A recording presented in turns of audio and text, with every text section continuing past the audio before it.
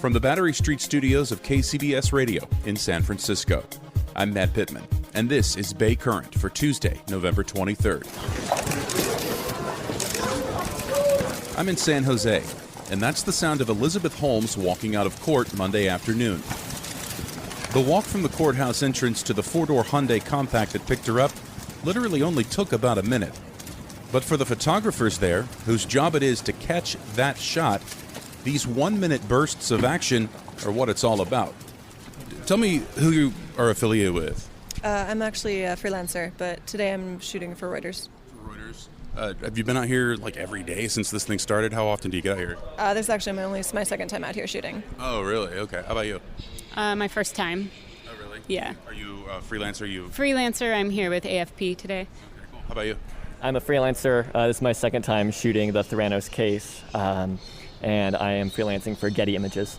Yeah, there's other people that have covered this a few more times than us, but I think it somewhat died down until, what was it, Friday, she took the stand. Yeah. And now the media is kind of back out here again. So as freelancers, what's this assignment like? Like, what do you prepare for when you're coming out here? We hear the stories, the Elizabeth, stands that dress up like her, and you might see 20 or 30 of them one morning. The next morning, there's no one here. Like, what are you preparing for? I mean, for me, when I get put on an assignment, you don't always know what you're walking into. So you just kind of come with your normal gear and kind of give yourself as much time as you can. I got here at aim was 7 o'clock. I got here by 7:20. That's basically prep. 7. Yeah, exactly. Yeah, for sure. Is there anything that you're, trying to keep? Obviously, the money shot's probably Elizabeth walking out, but what else are you looking for? That's the main thing. You want to get that main shot that they want, and then I guess if there's time, you try to get creative with the light and try to show it in a way that you don't typically see, but that's really hard when you just have 30 seconds of her walking in and out of a door. Seen anything weird that stands out? Not particularly, but the shots do get very repetitive because it's the same shot, every day. So trying to make it unique is always a challenge, and the creative challenge for us photojournalists. And has she pretty much just been the same? I mean, she's just head down, in and out when she's not really doing much. No, she's not doing anything. Same blue mask, dress, yeah. Is she wearing the black turtleneck still? I don't know. I don't think we're pulling out the camera to see. I think she had a blue dress and a blazer on today. Yeah. In past photos I was Googling last night, I didn't see the turtleneck. I appreciate it. I'll let you guys get back to work. Thanks for giving me a couple minutes. Appreciate it. Back in August, the federal fraud trial of Theranos founder Elizabeth Holmes began like many high-profile court cases usually do, like a circus, as you just heard. But in the weeks and months since, with court delays and hours upon hours of testimony, heavy on intricate, granular scientific and financial data, the trial hasn't been the media sensation it once was. Not anymore. All eyes are back on the federal courthouse in San Jose, with the enigmatic Holmes right where you'd expect, at the center of it all. After the prosecution rested its case on Friday last week, Holmes was the first defense witness called, the first to testify in her own defense, re-energizing the trial which has captivated Silicon Valley and the startup industry. Beyond the crush of photographers and media, there's renewed public interest. And if you're willing to be one of the first in line, as early as 3 or 4 a.m., you could land yourself a seat in the courtroom. Like Sissy from Santa Cruz. She told my KCBS radio colleague Keith Menconi she wasn't going to miss seeing Holmes testify. I've been coming on and off for about 3 weeks. Okay. And what is the interest for you in this case?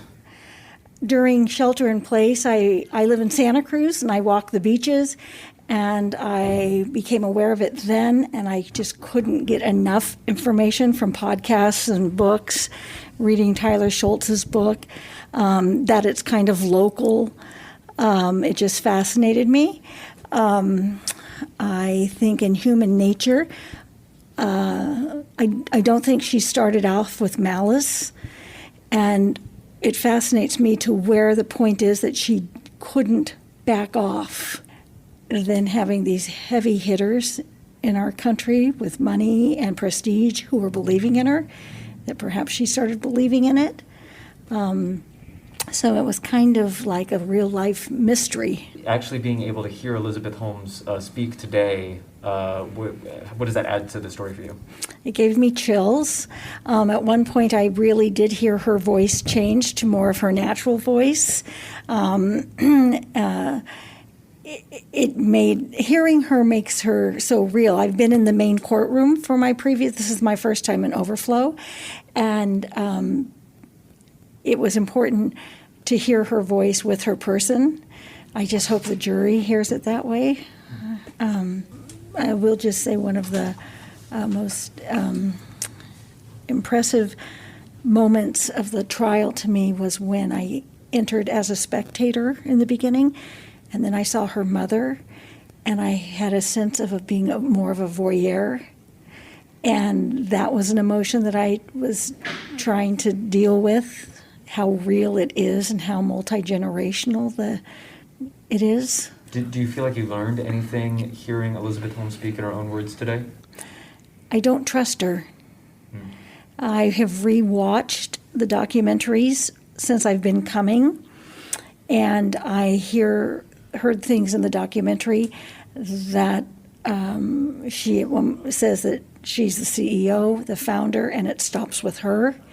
Here I get a sense that it's that she's not taking that responsibility. But hearing her voice is epic. Hearing her talk is, yeah. Inside, where no cameras or audio equipment are allowed, that's where the real action is. And that's where our reporters were. Yes, reporters, plural. We had 2 of them on hand for the first full day of Elizabeth Holmes' testimony, the first day she was the only witness to take the stand. I caught up with them after they emerged from the fluorescent lights of the courtroom into the San Jose sunshine. So here we are standing outside the Robert F. Peckham U.S. Courthouse, about 2:14 in the afternoon. Absolutely stellar day down here in San Jose, California. Why are we down in San Jose outside of a courthouse? Why else? Elizabeth Holmes testifying today. Not one, but 2 double-barrel KCBS coverage. KCBS Radio's Keith Menconi, and from KCBSradio.com, our digital editor, Marcus White. So you guys got in. Like, there were, evidently this morning was a line about like 5 or 6 a.m. of folks, fans, is that what you call them? Spectators? And then obviously the crush of the media wanting to see and listen to her testify. How does it work to even get in?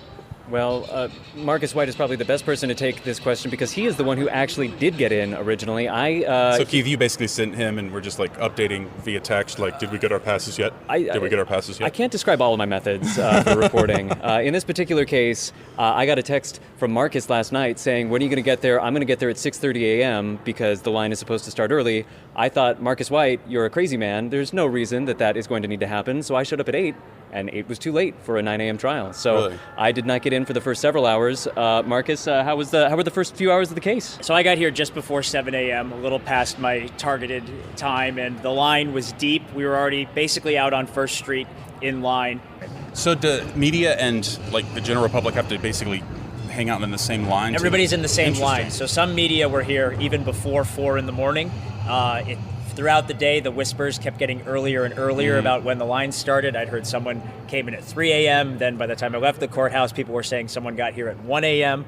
So prosecution rested on Friday, and she took the stand as defense began its case on Friday. Putting her on the stand so early, pretty unconventional, I think, to put the person on trial on the stand super duper early in their defense. But today she was the only one to testify in the full day of court. So why? Keith, what do you think the strategy is there for her defense to get her out publicly so fast? Well, the heart of this case, what really needs to be established, it's not just enough to prove that she was making factually inaccurate statements when she was the head of Theranos about her company's blood testing technology. They also need to prove that she actually had a plan to defraud investors. She was willfully misleading them in a scheme to bilk them out of money. So intent is the absolute heart and soul of what the prosecutors need to prove and what the defense needs to disprove. So she is the only person who can speak to her intent. And for the first 2.5 months of the trial, we've just been hearing this litany of evidence in the form of witnesses who have worked with her, in the form of emails, in the form of various corporate documents that all attest to serious problems with the Theranos technology, and also implicating that she was very much in the loop as those problems came to light, and the company tried to address them over the years of the company's existence. So another factor here, of course, is that Elizabeth Holmes is a famously persuasive human being. Right. That is her superpower, those big blue eyes, that deep voice, and it's that voice that was so pivotal in getting this company off the ground in the first place, getting them those millions and millions of dollars of funding. So it's possible the defense saw an opportunity here to put a famously persuasive person into the hot seat and see if she can save this case, because the analysis from a lot of legal observers are that the defense right now is in a very difficult position. Yeah, so basically she is her own best witness in her defense, which is wild. Give me, Marcus, your impressions of her testimony today, just the way she carried herself. Was it convincing? Did she seem to have her facts organized? How was she? Deliberate and controlled, I would say, are the two words. I think those are probably adjectives that have been used to describe her more than a few times, too. Yes, I would say it was noticeable anytime she testified, she was looking directly at the lead defense attorney, unless he directed her to explain something to the jury, or she was looking at a document, then she would look down. Otherwise, focusing straight ahead on her attorney. And Keith made a great point about intent. A lot of the procedural kind of emails they were going through today is establishing that, okay, she was getting good feedback about the results at Theranos. She was getting good information that showed positive results and positive returns, and that she took people's word. And they're trying to establish, again, that, as Keith noted, she didn't willfully defraud investors. She was just going under the information she had. Was there at any point that where you got a sense, at least for a second, that she's thinking, she's not sure, she's not, or was she that polished in there? A couple of the normal kind of conversational stumbles of, can you repeat the question? Or let me look at the document. But she seemed very well prepared. I wouldn't quite go as far to say rehearsed, but deliberate, I think, is the best way to describe her words and her testimony. I think that this may have been a disappointing day for some of the people that showed up, because today was very much a nuts and bolts, let's make sure that we have that timeline of how the company developed, of how this technology developed, very much in place in a very granular form. So it wasn't big emotional sweeping statements. It was really more, do you recognize this document? Does it attest to your understanding of the current technology at that time? Yes, it does. It was really just very fine-grained, laser-focused stuff like that. So go ahead, three words repeated a lot by her attorney: state of mind, establishing her state of mind reading these documents. Not necessarily if the documents were true, but her state of mind interpreting the documents, reading the emails, etc. Does she come across to you the way that she does, or at least has in the past in the various interviews and documentaries that we've seen of her, of being very controlled, if not rehearsed much of the time, just incredibly composed, almost to a, I hate to use the word weird, but just you don't meet that many people or see that many people who are that composed? I think if you had closed your eyes at portions of her testimony, it would be hard to distinguish from her previous media interviews. It was very much keeping with her previous appearances. I'm curious for your thoughts, Keith. I got no sense that there was a dropping of the veneer. This is who she was, this is who she presented herself, and it's kind of in line with what we've seen from her before. Well, you certainly saw more of it than I did. We didn't mention how I got in. I actually managed to get in because a nice San Jose couple had a plane flight to catch, and I caught them on their way out, and they gave me their ticket. So that's how I made it in for the last hour and a half. That's how journalism happens, people. They came to the trial before they went to the airport? Yeah, it was a part of their day. It was a part of their Thanksgiving excursion. So they're on vacation this week. Wanted to start it off right with a trial date in a San Jose courtroom. Yeah. I mean, look, that may sound strange to someone. That's what they wanted to do. So good on them. They just kicked off their vacation on like the right foot. And not the only people here on vacation. I talked to one person in line who used a vacation day to come here. Overheard another couple. They drove down from Roseville. They're educators. They had the whole week off. They were like, we're going to go see the Holmes trial. That was before they realized she was taking the stand. So obviously they were thrilled when they got here. Christmas early. She was taking the stand. After she testified Friday, they were expecting the first few days this week to be when they would have the most spectators wanting to get in.